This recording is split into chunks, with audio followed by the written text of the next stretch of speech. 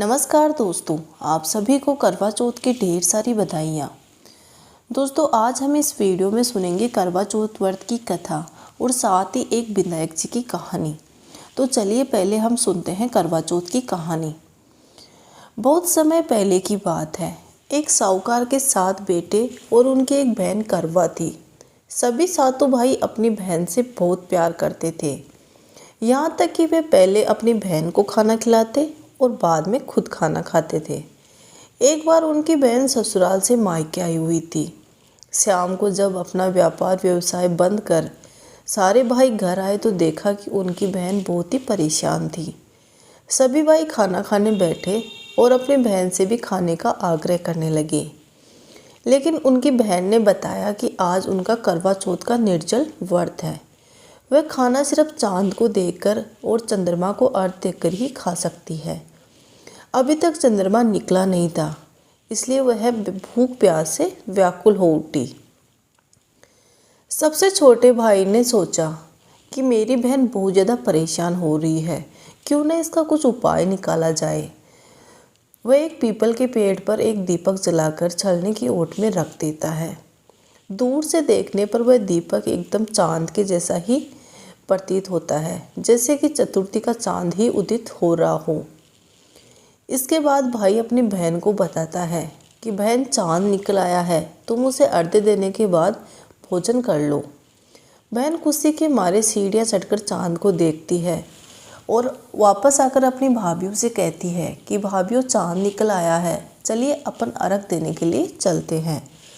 लेकिन उनकी भाभियाँ उनको मना कर देती हैं कि ये चांद हमारा नहीं है, आपका ही चांद है, इसे आप ही अर्घ्य देवें। बहन चांद को अर्घ्य देकर खाना खाने के लिए बैठ जाती है। जब वह अपना पहला टुकड़ा मुंह में डालती है तो उसे छींक आ जाती है। जब दूसरा ग्रास खाने के लिए उठाती है तो उसमें बाल निकल आता है, और जब तीसरा ग्रास खाने के लिए मुंह में डालने की कोशिश करती है तो उसके पति की मृत्यु का समाचार मिलता है। साहूकार की बेटी अपने पति के मृत्यु का समाचार सुनकर अत्यधिक परेशान हो जाती है और वह बहुत ज़्यादा बौखला जाती है। उसकी भाभियाँ उसे सच्चाई से अवगत कराती हैं कि उसके साथ ऐसा हुआ क्यों है। करवा चौथ का व्रत उसने गलत तरीके से तोड़ा, इसलिए देवता उससे नाराज़ हो गए, इसलिए देवताओं ने उनके साथ ऐसा किया है। सच्चाई जानने के बाद करवा ने निश्चय किया कि वह अपने पति का कभी भी अंतिम संस्कार नहीं होने देगी। वह अपने पति को सतीत्व से उन्हें पुनर्जीवन दिलाकर रहेगी। वह पूरे 1 साल तक अपने पति के शव के पास बैठी रही और उसकी देखभाल करती रही। उसके ऊपर उगने वाली सुई नुमा घास को वह एकत्रित करती जाती थी। 1 साल बाद जब करवा चौथ का दिन आता है तो उसकी सभी भाभियों ने करवा चौथ का व्रत रखा था। जब भाभियाँ अपनी ननद करवा के पास आशीर्वाद लेने के लिए आती हैं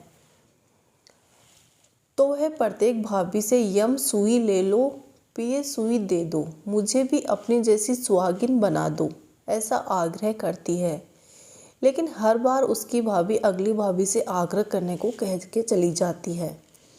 इस प्रकार जब 6ठे नंबर की भाभी आती है तो करवा उससे भी यही बात कहती है।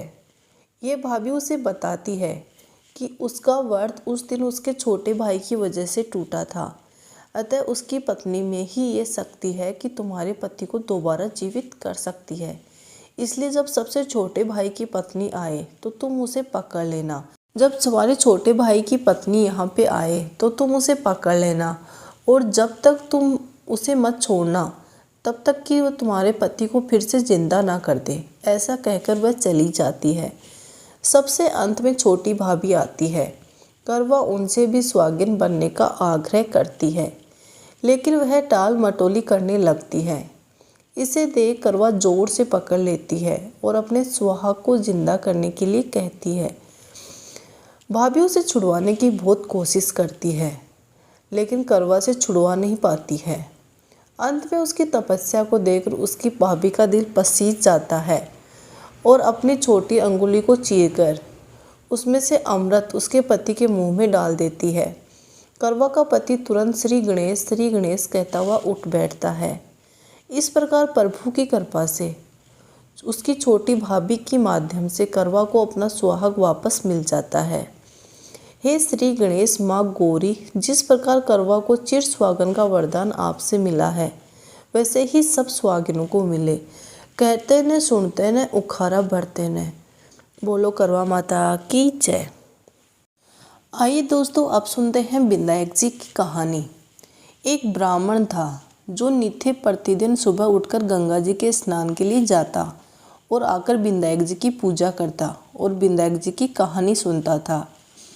उसकी पत्नी को पूजा करना अच्छा नहीं लगता था और वह गुस्सा हो जाती थी। कहती थी कि सुबह पहले पूजा करने के लिए बैठ जाते हो, मैं झाड़ू निकालती हूँ, घर का काम करती हूँ, तुम्हें कोई काम नहीं है क्या? ब्राह्मण उसकी बात को सुनता ही नहीं था। एक दिन ब्राह्मण जी गंगा नहाने के लिए चला गया और पीछे से ब्राह्मणी ने विनायक जी को कहीं पर छुपा दिया। वापस आकर ब्राह्मण ने कहा कि विनायक जी की मूर्ति कहाँ गई? तो ब्राह्मणी बोली कि मुझे तो नहीं पता कहाँ गई। ब्राह्मण ने खाना नहीं खाया और पानी भी नहीं पिया। ब्राह्मण ने कहा कि जब तक मैं विनायक जी की पूजा नहीं कर लेता हूँ, तब तक मैं अन्न जल ग्रहण नहीं कर सकता हूँ। मैं तो विनायक जी की पूजा करने के बाद ही अन्न जल ग्रहण करूँगा। ब्राह्मणी ने ब्राह्मण को बहुत ज़्यादा समझाया कि खाना खा लो, लेकिन उसने नहीं खाया। दोनों को लड़ते झगड़ते देखकर विनायक जी की मूर्ति हंसने लगी। तब ब्राह्मणी गुस्से में आकर बोली कि मूर्ति वहाँ रखी है।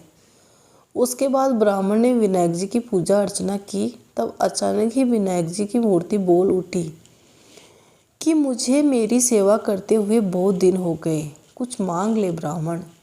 ब्राह्मण बोला कि अन्न मांगू, धन मांगू, जितना दुनिया में सुख है सब मांगू। तब विनायक जी ने सारा सुख, धन, अन्न सब ब्राह्मण को दे दिया।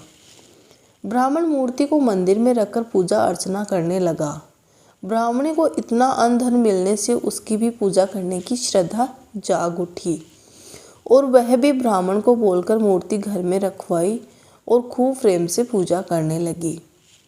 हे विनायक जी महाराज, जैसा ब्राह्मण को सुख दिया वैसा सबको देना। विनायक जी की कहानी कहने वाले को, विनायक जी की कहानी सुनने वाले को और उखाड़ भरने वाले को, पूरे परिवार को देना। बोलो गजानन गणेश जी महाराज की जय, विनायक जी महाराज की जय।